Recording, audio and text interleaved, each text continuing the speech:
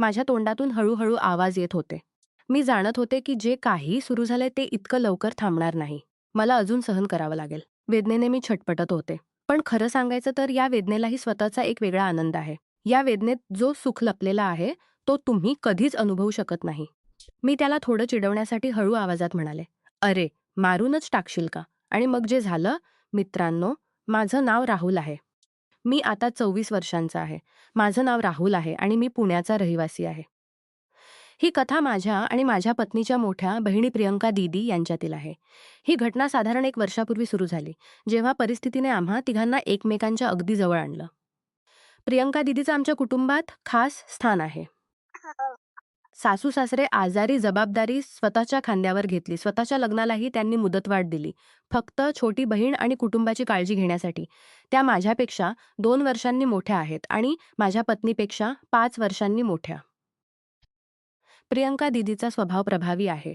त्यांची उंची साधारण 5 फूट 7 इंच आहे आणि त्या फिटनेसबाबत खूप जागरूक आहेत. दररोज योगा करण्याची सवय त्यांना आणखी आत्मविश्वास देणारी ठरली आहे.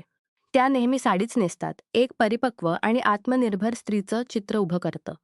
गेल्या वर्षी जेव्हा माझी पत्नी मंजू गर्भवती झाली, तेव्हा डॉक्टरनी तिला पूर्ण विश्रांती घेण्याचा सल्ला दिला.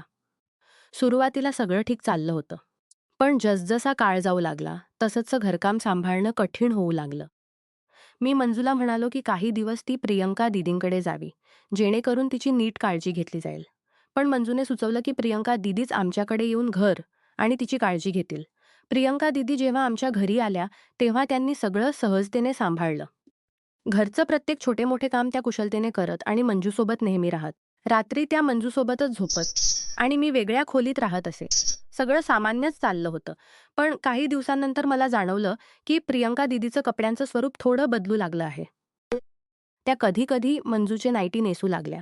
त्या कपड्यांमध्ये त्यांचं सौंदर्य अधिकच उजळून दिसू लागलं. त्यांचं हे रूप पाहून मी थोडा बेकाबू होऊ लागलो. प्रत्येक रात्री त्यांच्या आठवणींनी स्वतःला शांत करून मी झोपायचो. एक दिवस प्रियंका दीदींना 4 दिवसांसाठी स्वतःच्या घरी काही गरजेच्या कामासाठी जावं लागलं. तेव्हा मंजूने मला म्हटलं, की तिला माझ्याशी एक खूप महत्त्वाची गोष्ट बोलायची आहे. ती थोडी संकोचत होती. पण मी तिला धीर देत म्हणालो, "जे काही आहे ते निर्धास्त सांग." मंजूने हळू आवाजात म्हटलं, "तुला माहीत आहे ना, दीदींनी लग्न केलेलं नाही आणि आता कदाचित कधीच करणार नाहीत." मी होकार दिला, "हो, हे मी जाणतो. पण काय झालं?"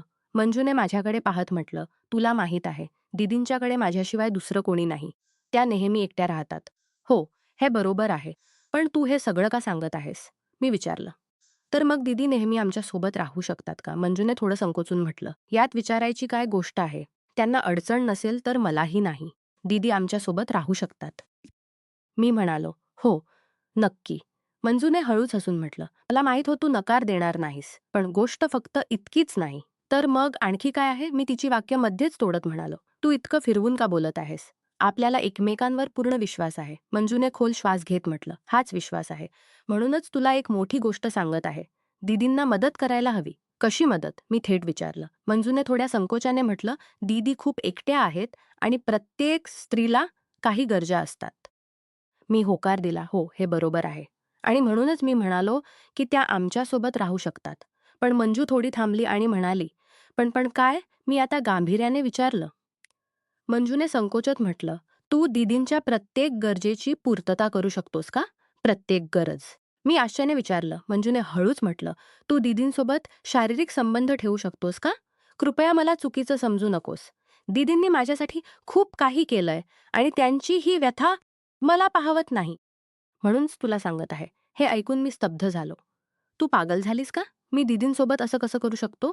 त्या तुझ्या बहिणी आहेत आणि मी त्यांना कधीही चुकीच्या नजरेने पाहिलेलं नाही. आणि सर्वात मोठी गोष्ट, मी तुला फसवणार नाही." मंजूने माझ्याकडे पाहत म्हटलं, "कृपया रागावू नकोस. मी जाणते की तू त्यांना कधीही चुकीच्या नजरेने पाहिलेलं नाहीस आणि हे फसवणूक नाही. मी स्वतः तुला ही विनंती करत आहे. कृपया माझी गोष्ट मान. दीदींना मदत कर." मी तिच्याकडे गांभीर्याने पाहत म्हणालो, "नाही, मी असं करू शकत नाही." मंजू जवळजवळ रडत म्हणाली, "कृपया फक्त एकदा. जर तुला ठीक वाटलं नाही, तर मी पुन्हा कधीही सांगणार नाही." तिच्या या गोष्टीने मला संभ्रमात टाकलं. "ठीक आहे, रडू नकोस. मी विचार करतो. पण आधी सांग दीदींनी तुला काय म्हटलं होतं? हे त्यांच्याकडून आहे का?" मंजूने डोके हलवत म्हटलं, "नाही, त्यांनी काहीही सांगितलेलं नाही. हे माझ्याकडून आहे. मी काहीतरी जाणवलं आणि त्यांच्याशी बोलले. तू काय जाणवलंस? आणि त्यांच्याशी काय बोलणी झाली? मी विचारलं. मंजू थोडी वेळ गप्प राहिल्यानंतर म्हणाली, मी त्यांची व्यथा जाणवली. त्यांनी उघडपणे काहीही सांगितलं नाही, पण त्यांच्या वागण्यातून सगळं समजलं. सगळं सांग, मी कठोरपणे म्हणालो. सगळं कळल्याशिवाय मी कोणताही निर्णय घेणार नाही. मग मंजूने मला सविस्तर सांगितलं. एका रात्रीची गोष्ट आहे. मला प्रियंका दीदींच्या खोलीतून हळूहळू काही आवाज ऐकू आले. मी पहिल्यांदा लक्ष दिलं नाही, पण थोड्या वेळाने आवाज थांबले. मग मी पाहिलं की दीदी वॉशरूममध्ये. नंतर खूप वेळ त्या बाहेर आल्या नाहीत. मी विचार करत होते की काय झालं असावं. तेव्हा आतून हळूहळू रडण्याचे आवाज येऊ लागले. मी काहीच समजू शकत नव्हते. थोड्या वेळाने दीदी बाहेर आल्या. चेहरा रुमालाने पुसत आणि मग शांतपणे झोपायला गेल्या. दुसऱ्या दिवशी असंच झालं. मंजूने खोल श्वास घेत सांगितलं आणि मी तिला पुढे सांगायला उद्युक्त केलं. मंजू म्हणाली, पुढच्या रात्री जेव्हा मला पुन्हा तेच आवाज ऐकू आले, तेव्हा मी धैर्य करून दीदींना चोरून पाहण्याचा निर्णय घेतला. खोलीत अंधार होता आणि दीदींना कदाचित कळलंही नसेल की मी दाराजवळ उभी आहे. तू काय पाहिलंस? मी तिची बिछाण्यावर झोपलेल्या होता. मी पाहिलं की दीदी बिछाण्यावर झोपलेल्या होत्या आणि त्यांच्या चेहऱ्यावर एक विचित्र भाव होता. थोड्या वेळाने त्यांनी डोळे मिटले आणि खोल श्वास घेऊ लागल्या. मग त्या अचानक उठल्या आणि वॉशरूममध्ये गेल्या. मग काय झालं? मी विचारलं. मंजू हसत म्हणाली, थोडं संयम ठेव. मी जाणते तू हे ऐकून अस्वस्थ होत आहेस. हे नैसर्गिक आहे. मी थोडं संकोचत म्हणालो, आता सांग पुढे काय झालं? जेव्हा दीदी वॉशरूममध्ये गेल्या, तेव्हा मी संधी साधून खोलीची लाईट लावली. थोड्या वेळाने त्या बाहेर आल्या तेव्हा त्या घाबरल्या आणि घाईघाईने मला विचारू लागल्या, काय झालं? काही हवंय का? तेव्हा मी त्यांना शांत करण्यासाठी म्हटलं, दीदी, मला तुमच्याशी काही बोलायचंय. माझं मन लागणार नाहीये आणि मी अस्वस्थ आहे. मंजूने प्रियंका दीदींना विचारलं, दीदी तुम्ही ठीक आहात ना? मला तुमच्याशी काही बोलायचंय. प्रियंका दीदी थोड्या अस्वस्थ दिसल्या. तरीही त्या म्हणाल्या, काय झालं मंजू? सगळं ठीक आहे ना? मंजूने थेट प्रश्न केला, दीदी, मी तुम्हाला काही दिवसांपासून अस्वस्थ पाहत आहे. तुम्ही जे सांगितलं ते ठीक आहे. पण तुम्ही मला खरं सांगायला तयार नाही का? तुम्ही एकट्यात का रडता? प्रियंका दीदींनी खोल श्वास घेत म्हटलं, मंजू, हे सगळं सांगणं सोपं नाही.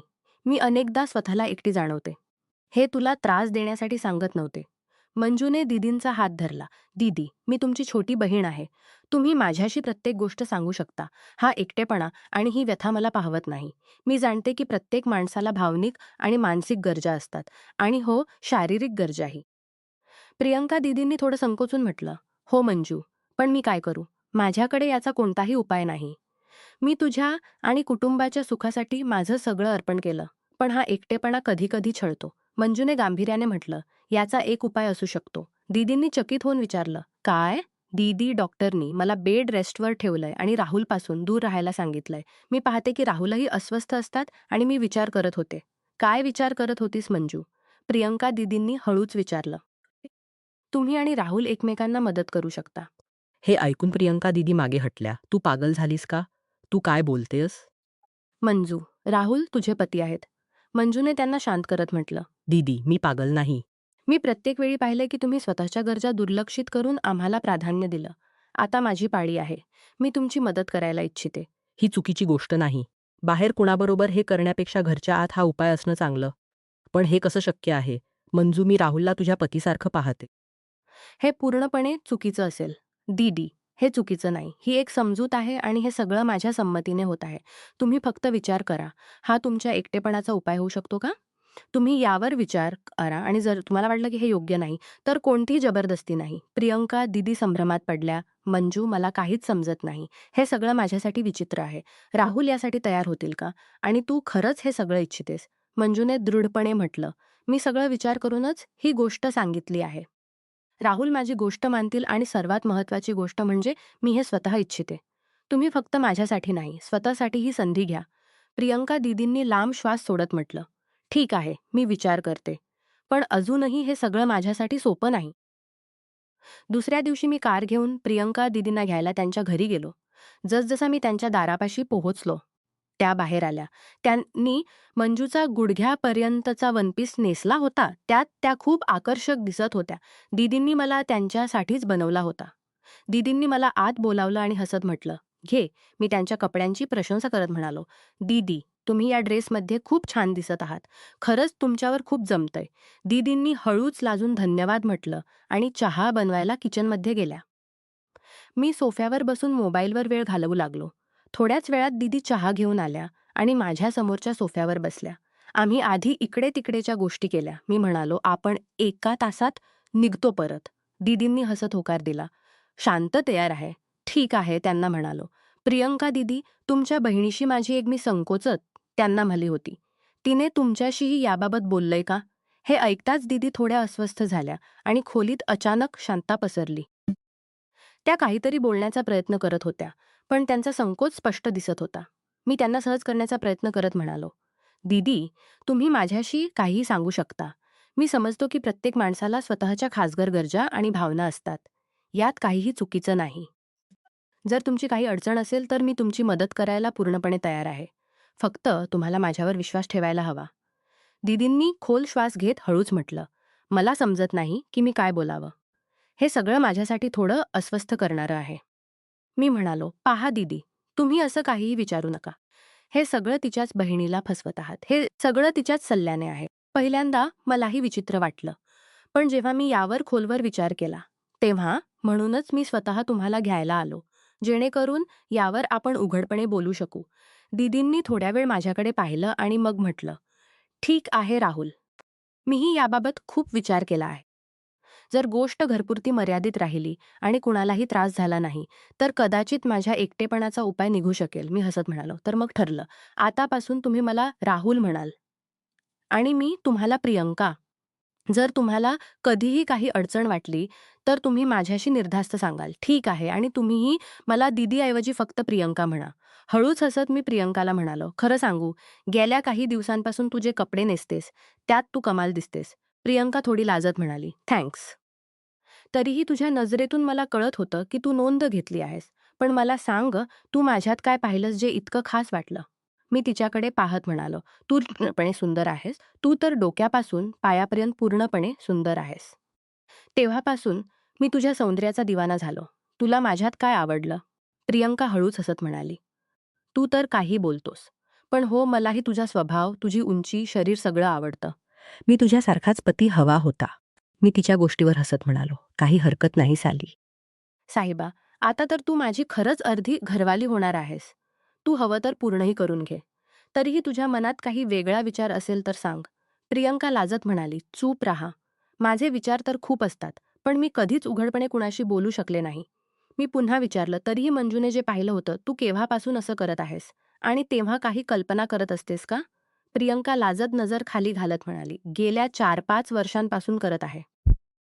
मी म्हणालो, अच्छा, तर मग सांग तुझी आवड काय आहे? तुला कसं आवडतं? प्रियंका म्हणाली, असं सांगताना थोडं विचित्र वाटतंय. मी पुन्हा म्हणालो, हा संकोच दूर करण्यासाठीच तर आधी बोलू इच्छितो, जेणेकरून आपण दोघे पूर्णपणे मोकळे होऊ. आणि जेव्हा आपण खरंच असं करू ते? प्रियंका म्हणाली, हो ठीक आहे. पण मला कधी कल्पनाही केली नाही आणि अनुभवही कधी घेतला नाही. मी खुश होऊन म्हणालो, म्हणजे तू पूर्णपणे कुमारी आहेस? प्रियंका लाजत हळूच म्हणाली, हो. मी माझ्या नशिबाची स्तुती करत म्हणालो, वाह, काय नशीब आहे माझं. दोन्ही बहिणी पूर्णपणे एकसारख्या. प्रियंकाने हळूच डोके टेकवलं आणि म्हटलं, राहुल, कृपया तुझ्या गोष्टींनी मला लाज वाटते. मी हसत उत्तर दिलं, लाजायची काय गोष्ट आहे? हे मोकळेपण तर असावंच लागतं. तर एकमेकांच्या गरजा कशा समजून घेणार? हे मोकळेपण राहील तरच आपण या क्षणाचा आनंद घेऊ शकू. तर सांग, केव्हा करायचंय? मी तर आत्ताही तयार आहे. सांग, संरक्षणासह की शिवाय? प्रियंकाने माझी गोष्ट ऐकून थोडं संकोचून म्हटलं, मला समजत नाही कसं सुरू करायचं. तुझी मर्जी. तू जसं हवं तसं. मी तिला सहज करण्याचा प्रयत्न करत म्हणालो, ठीक आहे, काही घाई नाही. इथे तर काही करता येणार नाही. घरी जाऊन आधी तुझ्या बहिणीला सांगावं लागेल आणि मग ती जेव्हा म्हणेल तेव्हा. प्रियंका हसत म्हणाली, राहुल, तू खूप नॉटी आहेस. मी हसत म्हणालो, अरे, हे तर तुझंच कमाल आहे. आणि मी लगेच तिच्या गालावर हलकासा चुंबन घेतलं. प्रियंका चकित होऊन माझ्याकडे पाहत म्हणाली, हे काय होतं? मी हळूच म्हणालो, अरे काही नाही, फक्त वातावरण तयार करत होतो. प्रियंका हसत हळूच म्हणाली, थोडं विचित्र होतं, पण छानही वाटलं. मी तिच्याकडे पाहत म्हणालो, बस हेच तर हवं होतं. चला आता बाकीच्या गोष्टी घरी जाऊन करू. आता वेळ होत आहे. मग आम्ही घरी आलो आणि मी मंजूला म्हणालो की मी प्रियंकाची मदत करायला तयार आहे. मंजू म्हणाली, प्रियंका दीदीकडून थेट प्रियंकावर आलास? मी म्हणालो, हो, आता संबंधच काही वेगळे होणार आहेत तर थोडी स्पष्टता हवी ना. मग ती म्हणाली, मला पूर्ण विश्वास होता की तू तयार होशील, म्हणून मी दुसरी खोली सजवली आहे. आज तू दीदींची मदत कर, त्यांच्याजवळ राहा आणि त्यांचा एकटेपणा दूर कर, त्यांना खुश कर. हे ऐकताच प्रियंका एकदम लाजेने लाल झाली. मी म्हणालो, साली साहिबा, तयार राहा. रात्रीच्या जेवणानंतर प्रियंका स्वतःच्या खोलीत गेली. मी माझ्या पत्नी मंजूसोबत थोडा वेळ घालवला आणि तिने म्हटलं, प्रियंका दीदींना आनंदाची खूप गरज आहे. मला आनंद आहे की तू त्यांची मदत करशील. थोड्या वेळाने मी प्रियंकाच्या खोलीत गेलो. खोली खूप सुंदर रीतीने फुलांचा सुगंध आणि आरामदायी वातावरणाने ती आणखी खास बनली होती. प्रियंकाने खोली पाहून भावूक होऊन म्हटलं, मी किती नशीबवान आहे की मला इतकी गोड बहीण मिळाली, ज्याने माझ्यासाठी इतकं काही केलं. प्रियंका खोलीत शांत बसली होती. वातावरणात एक गहिर शांतता होती आणि हळूशी प्रकाश खोलीला आणखी खास बनवत होता. मी तिच्याकडे पाहत हळूच म्हणालो, प्रियंका, या क्षणाला फक्त अनुभव. हा तुझ्यासाठी आहे. तू चिंता सोडून फक्त मनाला सुकून दे. मी तिच्या डोक्यावर हळूच हात ठेवला आणि म्हणालो, तुझी हास्य खूप काही सांगते. हे तुझ्यासाठी खास असावं, कारण तू खास आहेस. प्रियंकाने डोळे मिटले आणि खोल श्वास घेतला. ती थोडी भावूक दिसत होती, पण तिची हास्य तिला आणखी गोड बनवत होती. थोड्या वेळ मी तिच्याकडे पाहत राहिलो, जणू तो क्षण मनात बंदिस्त करून ठेवायचाय. थोड्या वेळाने प्रियंकाने डोळे उघडले आणि हळूच हसत विचारलं, काय झालं? तू काही विचार करत आहेस? मी पुन्हा तिला बाहूमध्ये घेतलं. प्रियंकाने थोडं संकोचून म्हटलं, पण मी या सगळ्यासाठी तयार आहे का? मी हे सांभाळू शकेन का? मी तिच्याकडे पाहत म्हणालो, तू चिंता करू नकोस. फक्त या क्षणाचा आनंद घे आणि त्याला मनात बसवून घे. आणि मी तुझ्यासोबत आहे, फक्त अनुभव. सगळं हळूहळू आपल्या जागी येईल. मग काही 20-25 मिनिटांनंतर आम्ही दोघे थकून पडलो. आता आम्ही दोघे श्वास संयमित करत पडलो होतो. खोलीचा प्रत्येक कोपरा आमच्या प्रेमाची साक्ष देत होता. मग आम्ही उठलो आणि वॉशरूममध्ये जाऊन फ्रेश झालो आणि त्या पुन्हा एकमेकांच्या बाहूंमध्ये घेऊन पडलो. थोड्या वेळाने प्रियंकाने खोल श्वास घेत म्हटलं, राहुल, तू मला इतक्या दिवसानंतर सुकूनचा अनुभव दिला. तू माझा एकटेपणा दूर केलास. तू अमर्याद आनंद दिला आहेस.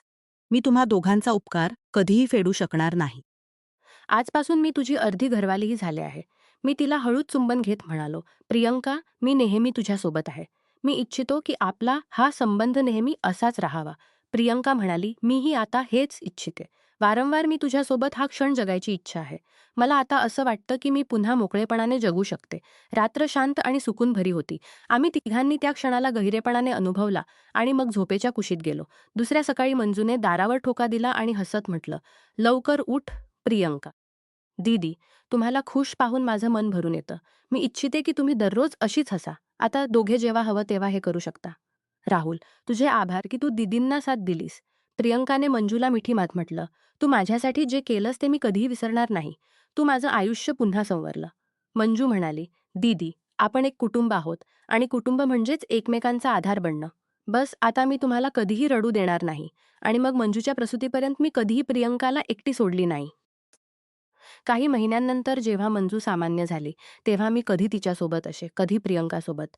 पण कधीही आम्ही तिघे एकत्र नाही. माझं मन होतं की आम्ही तिघे एकाच वेळी एकत्र असावं. पण मंजूने नकार दिला आणि प्रियंकालाही हे ठीक वाटलं नाही. म्हणून मी एका वेळी एकाच सोबत असे आणि आजही आमचा संबंध तसाच आहे. अशा रीतीने आमच्या आयुष्यात एक नवीन सुरुवात झाली. माझ्या प्रिय पत्नी मंजूच्या प्रेमामुळे आणि बहिणीसाठी तिच्या त्यागामुळे प्रियंकाला नवीन आशा मिळाली. आता प्रियंका आपल्या आयुष्यात पूर्वीपेक्षा जास्त खुश आणि समाधानी आहे. या कथेतून एक गोष्ट समजते की कुटुंबात एकमेकांची काळजी घेणं, समजूतदारपणा दाखवणं आणि संमतीने एकमेकांना आधार देणं महत्त्वाचं असतं. पण प्रत्येक संबंधात स्पष्ट संवाद आणि परस्परांचा आदर राखणं ही खरी जबाबदारी आहे. चुकीचे मार्ग निवडण्यापेक्षा योग्य आणि जबाबदार निर्णय घेणं नेहमीच चांगलं. नमस्कार मित्रांनो, तुम्हाला ही कथा आवडली असेल तर चॅनेलला सबस्क्राईब करायला विसरू नका. आणि यापेक्षाही अधिक रंजक व्हिडिओ पाहण्यासाठी माझ्या चॅनेलवर नुकताच अपलोड केलेला नवीन व्हिडिओ नक्की पहा. तो तुम्हाला खूप आवडेल, अशी मला आशा आहे.